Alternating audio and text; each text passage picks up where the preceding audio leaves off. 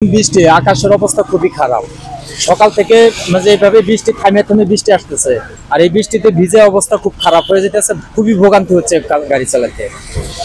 পরিস্থিতি তারপরে শেষে আপনার রাস্তার প্যাসেঞ্জারও নাই, প্যাসেঞ্জারও কম, আর বৃষ্টির মধ্যে কোনো লোকজন বেরোতে পারতেছে না। 120 টাকা কামাই করছে, কিন্তু আমার গাড়ি জমায় হলো 550 টাকা, 450 টাকা। আমার গাড়ি জমায় 450 টাকা, তাহলে বউ বাচ্চা কি খাওয়াবো, আর আমি খাবো কি, আর আমি কিভাবে চলবো? বৃষ্টির দিন সারাদিন ইনকাম নাই, সারাদিন কাম করছি বর্তমানে 200 টাকার মতো, এই আর কি। প্যাসেঞ্জার কিরকম? প্যাসেঞ্জার নাই।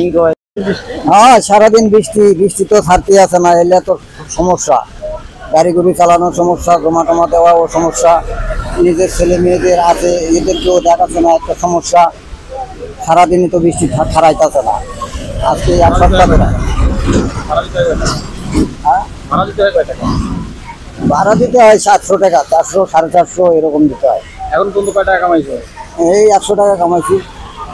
তাহলে 100 টাকা কামাইছো, ভাড়া দিবে কেন দিবে? হ্যাঁ, এটাই তো টেনশন এখন আমাদের, একটু কষ্টেই আছি। কাজ কাম মন্দা, বুঝছেন, বৃষ্টি বাদলের দিনে কাজ কাম মন্দা। 1000 টাকা কাম করি, 400 450 টাকা জমাই দেওয়া লাগে মহাজনারে, 600 টাকা পাই, 600 টাকা তার সংসার চলে না।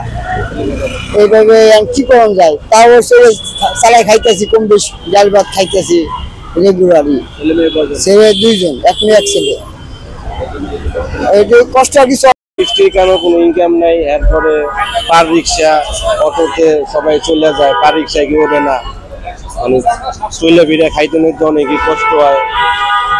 কি আর করবো, কষ্ট নিয়ে দিন যাপন করতে হচ্ছে আর কি। ইনকাম ভাড়া, রিক্সা ভাড়া দিতে হয় 120 টাকা, সারাদিনে রিক্সায় মারতেই পারে 300 টাকা, 350 টাকা, 400 টাকা, আর বেশি পারা যায় না পার রিক্সায়। ঠিক আছে, এই নিয়ে চলাফেরা করতে হচ্ছে আর কি। 10 বছর, কিন্তু আগের মতো এখন আর ইনকাম নাই। বৃষ্টির কারণে একটু কামাই রোজগার একটু কম। হ্যাঁ, যাই হোক, মানে কামাই একটু সুখ সংকট একটা কম আর কি। কারণ হ্যাঁ, গাড়ির জমা দিতে হয় 150 টাকা, ভাত বিল দিতে হয় 200 টাকা, ছেলে মেয়ে 2 জন, মেয়ে নেই, ছেলে 2 জন। সংসারের মধ্যে খুবই একটু মানে চাপের মধ্যে আছি। ছেলে 2 জনের পড়াশোনা করা দিয়ে যাই হোক মাদ্রাসায় দিচ্ছে আর কি, মানে খুব চালাতে একটু কষ্ট হয় আর কি।